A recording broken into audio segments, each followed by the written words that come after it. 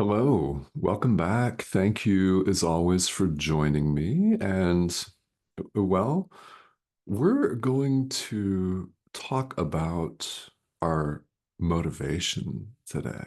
I know this is not a motivational speaker at all. It's a pixelated image on your screen, but this pixelated image on your screen is going to do something very, very important over the next 15 to 20 minutes, maybe more, depending on how long it's called to babble. And that is share the Holy Spirit with you. There's a reason why you are here, and you will know exactly why when you hear it. So, as I always do, I invite you to stick around. And of course, with all of this modern technology and convenience, and with our busy lives, and the fact that we're being pulled in 50 different directions, seemingly all at the same time, it's not required that anyone ever watches an entire video, but it could be in the last 30 seconds where you hear the message that you're supposed to hear today. There are absolutely no coincidences at all. There are no mistakes, and our inner teacher, the Holy Spirit, does not mess up. And let's all be real glad about that. Because here in the world, we do. So you may be wondering what I'm even talking about in taking a look at our motivation today. This applies to the entire spiritual path. Not everyone who tunes into these videos is, in fact, a student of A Course in Miracles, which is perfectly by design, by the way. You don't have to be a student, whether a long-time student or a beginning student or anything in between. You don't have to have ever picked up A Course in Miracles. You don't have to have ever studied it in any way in order to derive huge benefit from this conversation. In fact, there are plenty of people that are just checking this out. And perhaps YouTube simply recommended this channel to you, and you don't really know why. Well, I will tell you why. It is your inner teacher, the Holy Spirit, giving you a little nudge. It's the way it always works. Sometimes we find ourselves doing something in every arena of life, and we don't know why we're doing it. I mean, really, if someone were to ask us, we'd say, I don't really know. And you may find yourself there. Wherever you find yourself on this path, welcome. A Course in Miracles is just one of many, many doors. There are many doors. They all lead to the same place in the end. They do. They all lead to God in the end. And, well, that's the only place they could ever lead because that's all there is. Another way of putting this, God is the only reality. Clearly, clearly, not every tradition that leads to God says that God is the only reality. This course is one of just a few in this world that does that. So, in this sense, yes, it appears to be different, yet all roads lead to the same place in the end. Along the way, you discover there really is no road and no journey because you're right where you've always been. If God is the only reality, where are you? Exactly. This course aims, if you're willing, if you're willing, to save you time. What do we mean by this? Well, it means that our awakening, which is inevitable, enlightenment is inevitable, It does not mean that it's going to come for you in the next 10 minutes.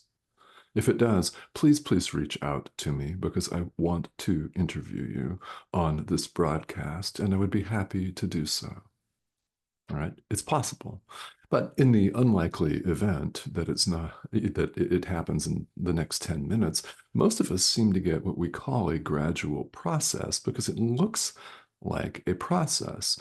And there's no guarantee either that we're going to fully awaken in this lifetime, which we all deep down know.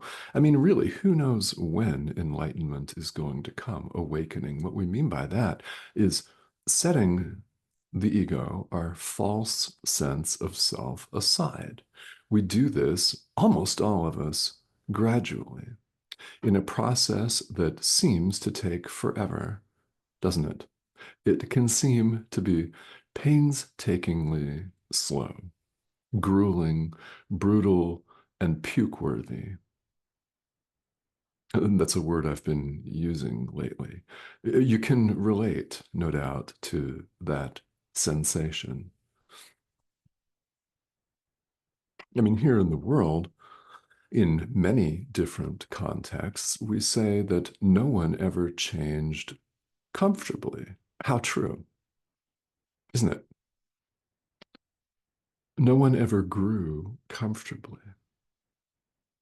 Why is this the case? Well, in order to do what we call grow or transform or make progress on the spiritual path, we say, we have to bring our darkness to the light. We discover that we cannot hide it and hope to possibly awaken. We cannot hide our secret hates, our little private loathings, our disdain for some people and not others. We can't keep all of that locked away in the hidden recesses of our mind and possibly hope to awaken. We cannot have the peace of God while we still harbor hatred. It's not possible. And we do all know this, but we resist this so much. So, as a practical matter, studying and practicing this course, and those of you who have been doing this for a while know this full well from personal experience, studying and practicing this course involves what we can only really call an adult level responsibility. It requires a willingness to bring all of these secret hidden hates to light. In other words, we have to look at them. In other words, we have to look at our drama. There's another word that you could substitute for drama. It starts with the letters SH in English. Yes, synonym feces, excrement, steaming pile attracting flies. Yeah, we've got to look at that. So, how willing are we to do it? That is a day to day, moment to moment question. Because think of how we've set our lives up here. I frequently use the example of politics here in these videos to illustrate the ego at play. I mean, to illustrate the way that we've set our experience up here in the world, where we all have an opinion, no matter what may be going on where you live.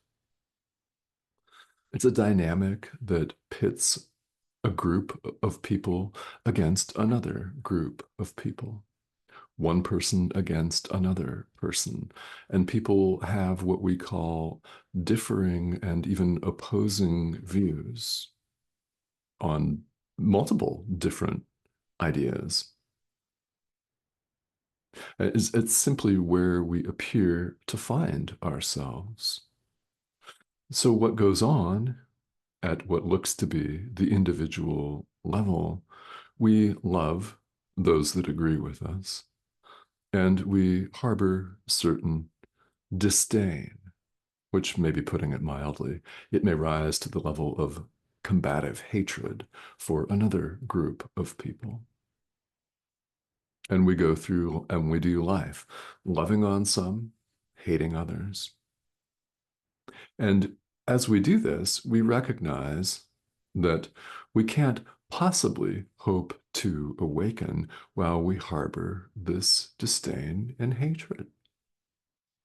Doesn't mean you have to agree with them. It simply means that you must bring this hatred to light and look at it. It is this that we find ourselves over and over and over again unwilling to do. So, how do we do it? As gradually as needed. We're told here in the Course, in several different places, in fact, that the Holy Spirit, our inner teacher, needs just a little willingness from us, even a fraction of a second of willingness to forgive, of willingness in our own mind to forgive our brother. Again, doesn't mean you have to talk to your political opposition, right? The way we've set it up here in the world doesn't mean that you have to reach out and hug them, nor does it mean you have to agree with them. But if you would go to work on the peace of mind, your own peace of mind, you would express this little willingness to forgive.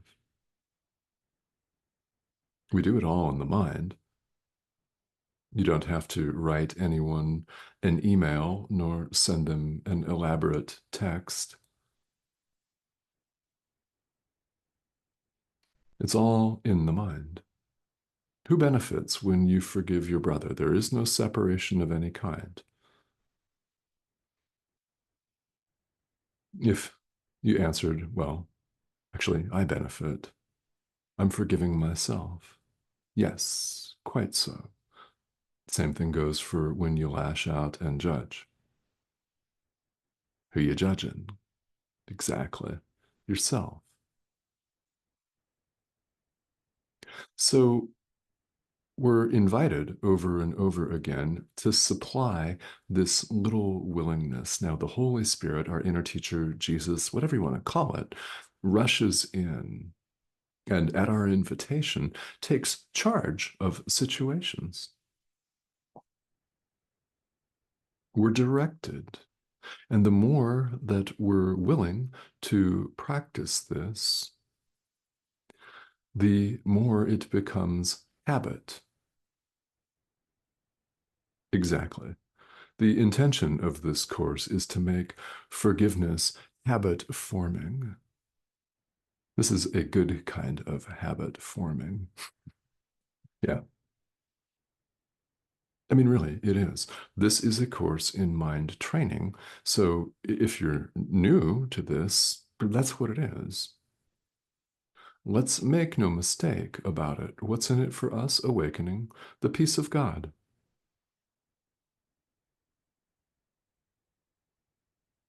Is that attractive enough to you to do the work?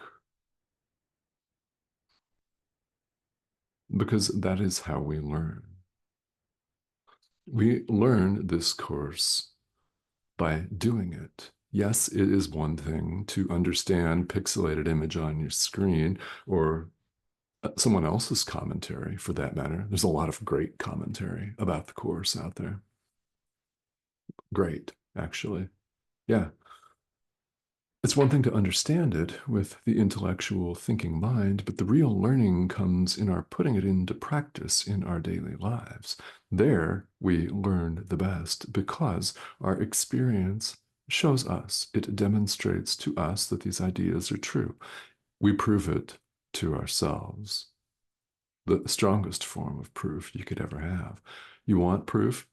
Good. I hope you do. Prove it to yourself. Pixelated image on your screen is not going to prove anything to you. It's simply a collection of dots, after all. It's up to each and every one of us to have the awareness, first of all, to allow the Holy Spirit to guide us and give it this little willingness.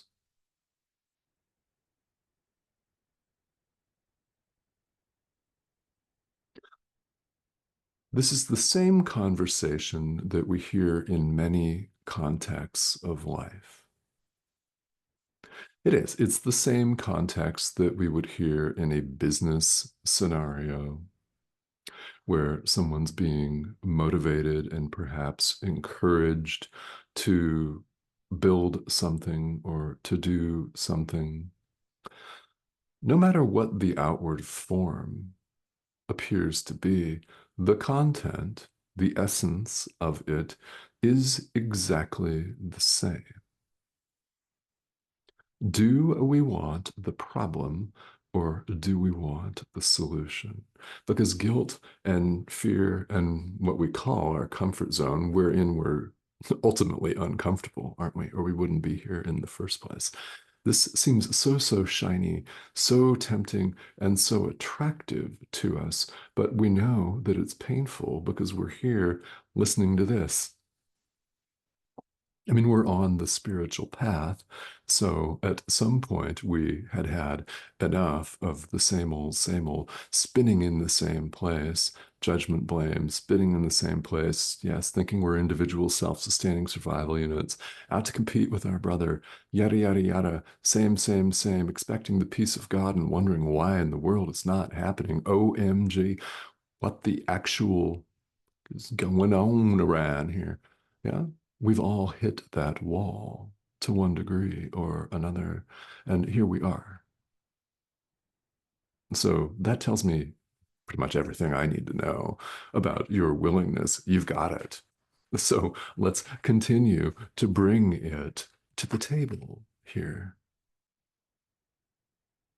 We all know, and it makes sense when we listen to it in this sort of context, that we can't awaken. We can't have the peace of God and nothing else if we keep our hatreds and our secret unforgiveness situations where we're willing to forgive 99% of the world, but we want to keep certain hatred for somebody or a group of people. We recognize the impossibility of that and the incompatibility of that with the peace of God, which is total. So, in order to have this total peace and experience it, we must set all of our misconceptions aside, set the ego aside completely. Another way you could look at this is learning all of our forgiveness lessons, all 100% of them.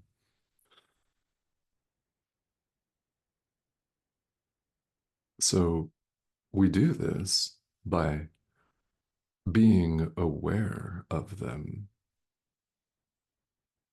It's impossible to solve a problem that you're not aware of. So, what happens?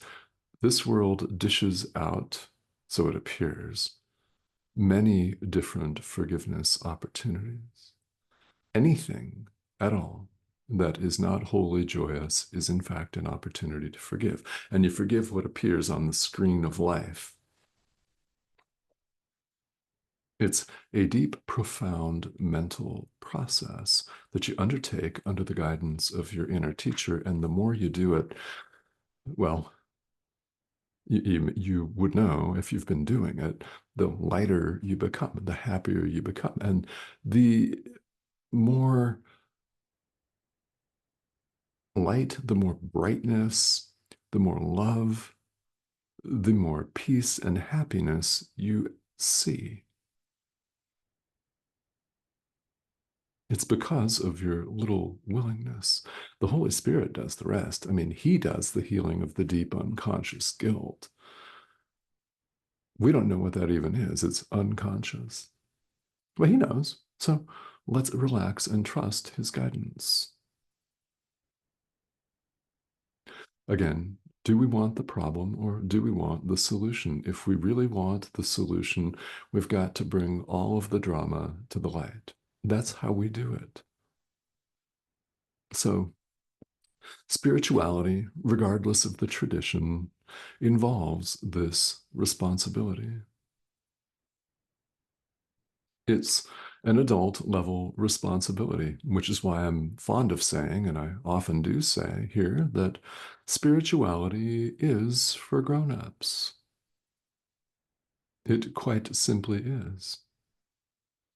And yes, and all of us have done it. I've done it. Everyone has done it.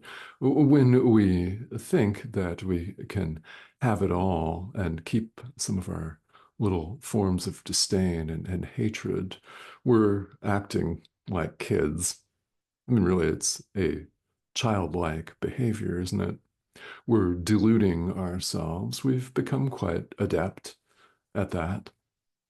So it's time to bring it all to the light. We have to look at it. So this is not rainbows and unicorns. This course is not about affecting change in the world of form. What world? There is no world. That is, in fact, the central teaching of A Course in Miracles. What this means is that all of this is illusion. Illusion. I mean, this is definitely, remember, it's a pixelated image on your screen. Everything that we see in the world, including the world itself, is illusion. You are perfectly at home in God. We all are. This is where we've always been. We have, in fact, never left. So, what looks like a process here in spirituality, what looks like maybe a lengthy process, is simply a removal of the veil that covers our eyes. We must first learn, if we are to awaken, we must learn to see things as they truly are. We must lift the veil. When we do, truth dawns of itself. That's awakening. That's enlightenment. But in order for us to completely lift the veil, we can't keep our little secret little disdains and our private forms of hatred. They must all be looked at and brought to the light. So the motivational question is, well, do you want to awaken? And I hope that the answer is yes. Right. So in this video, we've talked about what you do. Along the way, there are bound to be questions because moment to moment, we all experience some wild things in life. So, to the extent that you do have questions, you're most welcome to ask them here. And incidentally, if you're newer to this material and you think, oh, well, this image has probably already covered it. Oh, I don't know. I mean, there've been over 1,000 of these videos. Ask the question anyway, especially if you think it's a beginner's question. Those are often the best. They truly are. I encourage you to ask. And I'll tell you why. There could be somebody who has 30 plus years of experience with this course that is going to get it if you ask a question. You will be benefiting not just yourself, but everybody. There's only one of us after all. However, here in this mad illusion of different continents and time zones and nation states, we have a really, really great connecting tool here with this modern technology. You could positively influence and impact the trajectory of someone on the other side of the world whom you're highly, highly unlikely ever to meet in person, and benefit at the same time. So all questions are welcome, whether they're about spirituality in general or A Course in Miracles specifically. Not a problem. Go go ahead and ask if you've got them. And if you have not subscribed, I'd love to have you join us. Please do that. The prompt is here in the corner of your screen. Click that arrow and you'll be invited to join us. It is, as we mentioned, an international community, and several videos appear each week. So I do invite you to join us here. Okay. Thank you so much for tuning in. And again, please don't hesitate to ask questions. I'm here to serve as a guide for you and help in any way that I'm able. Okay. So thank you so much. Have a great day.